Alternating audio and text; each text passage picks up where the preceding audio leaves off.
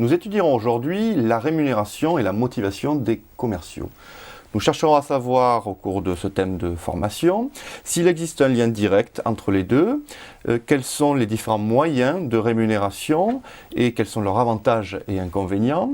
Et nous verrons également s'il existe d'autres éléments autres que la rémunération pour motiver les commerciaux. Donc pour en parler avec nous aujourd'hui, Agnès Bertin, bonjour. Bonjour. Donc vous êtes experte en développement commercial et à ce titre, vous accompagnez de nombreux chefs d'entreprise dans leur stratégie commerciale. Tout à fait. Donc vous intervenez un peu comme un directeur commercial externalisé à temps partiel. Exactement, Bon. c'est tout à fait ça. Donc pour entrer dans le vif du sujet, est-ce que vous pouvez nous dire quel est le lien qui peut exister entre rémunération et motivation ? Il y a un lien direct, c'est certain, parce qu'on ne peut pas nier l'importance de la rémunération pour motiver un commercial. Néanmoins, ce n'est pas la seule motivation. Je pense que ça s'inscrit dans une politique de motivation générale. On va sûrement être amené à discuter des autres points. Donc je dirais que bien sûr c'est un élément extrêmement important, mais ce n'est pas le seul et ce n'est pas suffisant. Alors justement, quels sont les différents moyens qui permettent, je dirais, de rémunérer les commerciaux aujourd'hui ?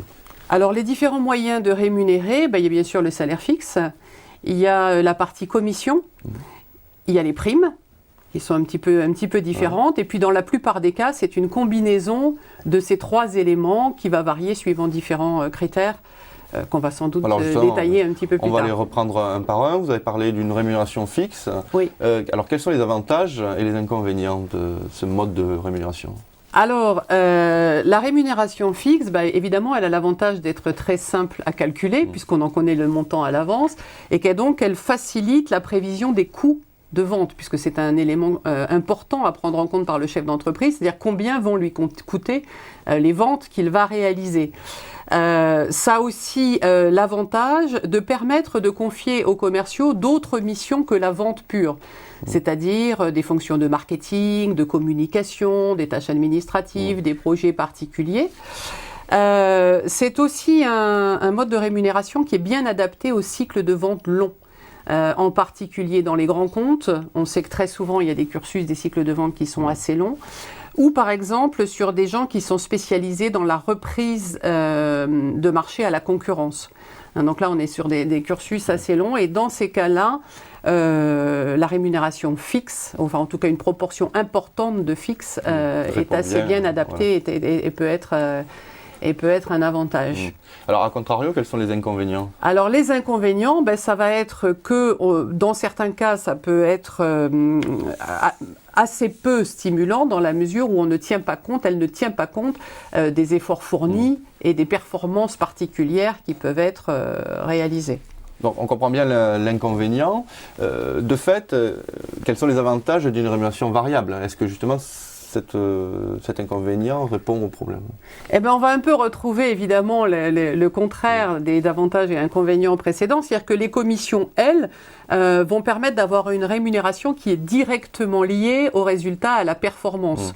Donc on va avoir un système qui va être stimulant dans le sens où il est censé en tout cas récompenser la performance de chaque individu.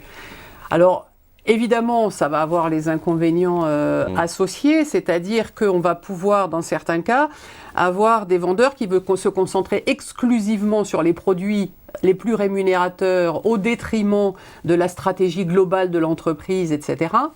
On va généralement avoir aussi une plus faible loyauté des commerciaux vis-à-vis de l'entreprise, puisqu'ils vont être exclusivement concentrés sur la vente des produits qui vont leur rapporter le plus. Et donc, avec aussi comme conséquence généralement un turnover un peu plus important et des gens qui sont vraiment concentrés sur le court terme. Alors le troisième point, vous avez évoqué les primes. Alors quelle est la différence justement avec le variable et quels sont les avantages et les inconvénients ? Alors les primes, c'est un petit peu un système intermédiaire puisque généralement, à la différence des commissions qui sont un pourcentage donc variable, en général les primes vont être constituées avec un montant fixe. Donc elles sont généralement un bon complément à la rémunération fixe. Et elles sont plus faciles à évaluer, le montant est plus facile à évaluer puisqu'encore une fois il est connu à l'avance.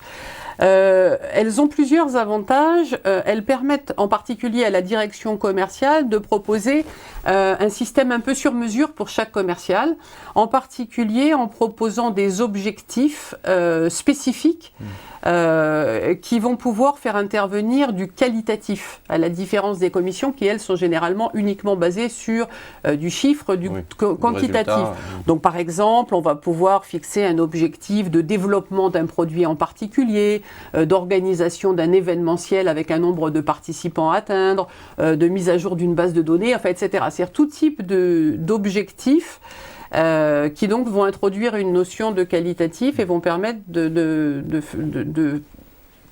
personnaliser, on va dire, le plan de motivation. Alors justement, on le voit parmi tous ces moyens de rémunération, que faut-il faire? Est-ce qu'il faut combiner? Est-ce qu'il faut plus s'orienter vers un mode? Comment s'y prendre? Oui, alors le plus généralement, c'est une combinaison. Il est très rare d'avoir un système qui soit uniquement du fixe. Pour un commercial, c'est extrêmement rare. Il est très rare aussi d'avoir exclusivement de la commission, sauf dans le cadre d'agents commerciaux qui, eux, ne sont rémunérés qu'à la commission. Mais dans le cas d'un salarié, c'est impossible. Et donc, c'est presque toujours une combinaison de ces différents facteurs qui permet en fait donc de rémunérer les commerciaux sur différents critères comme on l'a vu, d'avoir un système un peu panaché qui colle le plus possible à la stratégie de l'entreprise, parce que le propre d'un bon plan de rémunération, c'est d'être cohérent avec la stratégie d'entreprise. Normalement, il doit refléter celle-ci, c'est-à-dire on doit pouvoir voir dans le plan de rémunération les points que l'entreprise souhaite mettre en avant. Si elle souhaite privilégier la prospection, si elle souhaite privilégier la fidélisation, si elle souhaite privilégier la promotion de telle ou telle gamme de produits. Donc, c'est des critères qu'on va retrouver normalement dans un plan de rémunération global. Alors, on parle souvent d'incentives. Est-ce qu'on peut considérer ces éléments comme un moyen de rémunération? D'abord, qu'est-ce que c'est? Vous pouvez nous en dire un peu plus? Alors, l'incentive, c'est généralement des voyages ou cadeaux, mais le plus souvent des voyages ou séminaires de motivation. Beaucoup d'entreprises mettent en place ce type de système de motivation qui sont soit des séminaires de motivation d'équipe, la plupart du temps, considérés un petit peu comme une récompense et aussi une motivation pour l'année suivante, ou bien des voyages qui sont plutôt de récompense pour des commerciaux qui ont atteint leurs objectifs, par exemple, et qui présentent l'avantage, outre la récompense en elle-même, la cohésion d'équipe. Ça permet en fait de faire travailler ensemble des gens qui n'ont pas l'occasion forcément de le faire, donc de vraiment créer un esprit d'équipe qui va permettre ensuite d'être plus productif l'année suivante. C'est en tout cas le but recherché. Et généralement, ça fonctionne plutôt pas mal, avec quand même un petit bémol qui est qu'il y a des gens qui sont vraiment réfractaires à ça, il y a des gens qui n'aiment pas ce genre de choses. Donc il faut composer avec ça, mais c'est quelque chose qui est de plus en plus utilisé. Est-ce que ça peut remplacer la prime justement Remplacer, oui et non, parce que, on peut, tout est envisageable, mais la prime en général, elle est vraiment liée à un objectif très spécifique, bien déterminé.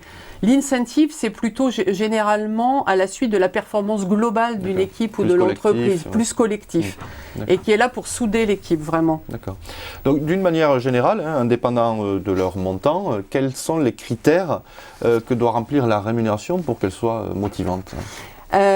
D'abord, il faut qu'elle soit justement motivante, c'est-à-dire que chaque individu ait le sentiment qu'il est vraiment reconnu et récompensé pour ses efforts spécifiques. Il faut qu'elle soit claire. L'inconvénient qu'on trouve souvent dans les plans de rémunération, quels qu'ils soient, c'est d'être trop complexe, trop d'objectifs, quelque part on s'y retrouve plus vraiment et ça disperse l'effort. Donc il faut qu'un plan soit clair, il faut aussi que chaque objectif soit suffisamment rémunéré, donc il ne faut pas non plus qu'il y en ait trop, parce que sinon il y en a tellement que chaque objectif va être si peu rémunéré qu'il en devient un petit peu perdu dans la masse. Il faut qu'il soit vraiment bien expliqué et bien compris. C'est-à-dire que chaque commercial doit pouvoir le suivre au mois le mois sans difficulté. Comme j'ai dit, il faut que ce soit cohérent avec la stratégie de l'entreprise, c'est-à-dire qu'on doit vraiment trouver un lien entre les deux. Il faut qu'il soit homogène aussi, parce que les commerciaux parlent entre eux. Donc il faut qu'il y ait une vraie homogénéité dans la façon dont il est réparti sur l'équipe. Je dirais qu'il faut qu'il soit aussi sécurisant, c'est-à-dire qu'un commercial doit quand même pouvoir avoir une rémunération acceptable, même en période de difficulté. On n'est pas toujours, et surtout par les temps de crise, en période d'euphorie. Donc il faut que, même quand il y a des périodes plus difficiles, le commercial puisse quand même, quelque part, payer son loyer.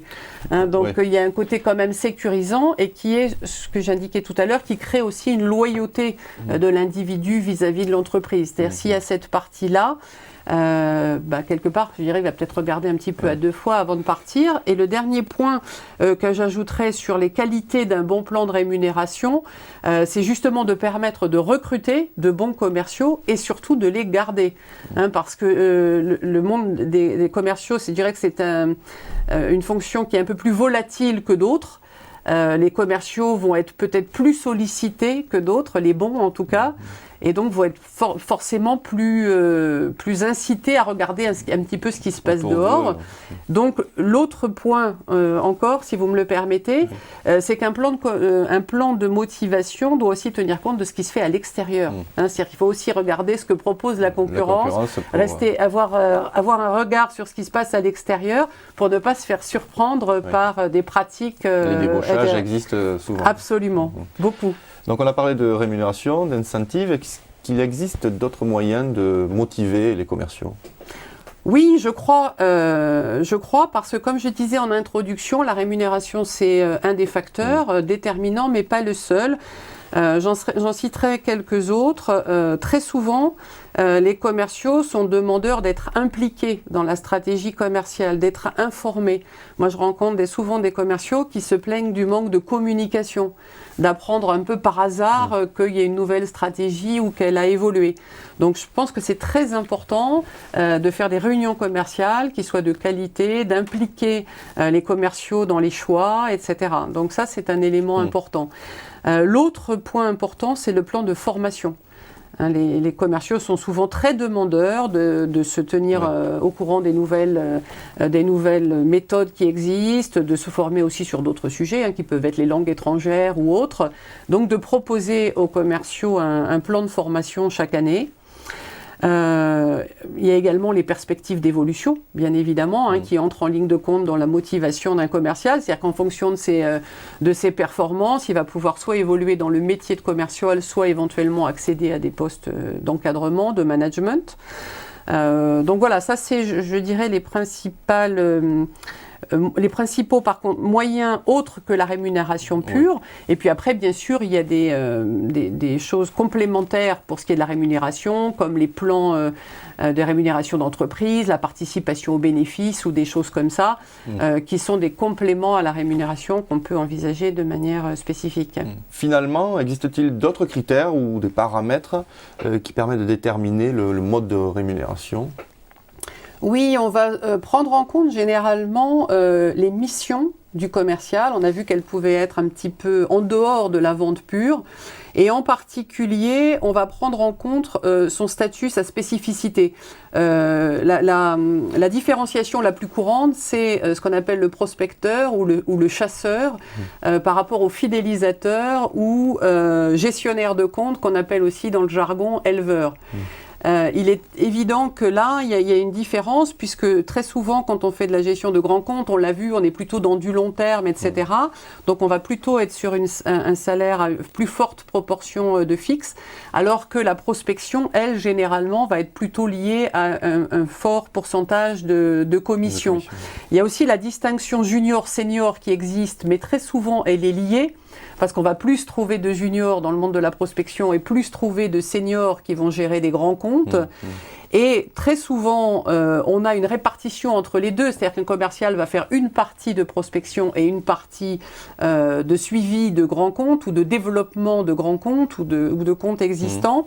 Et là, moi en tout cas, c'est ce que je recommande, il y a souvent un distinguo entre les montants de commissions associés. Autrement dit, on va payer plus avec des commissions plus élevées la partie prospection que la partie gestion de grands comptes.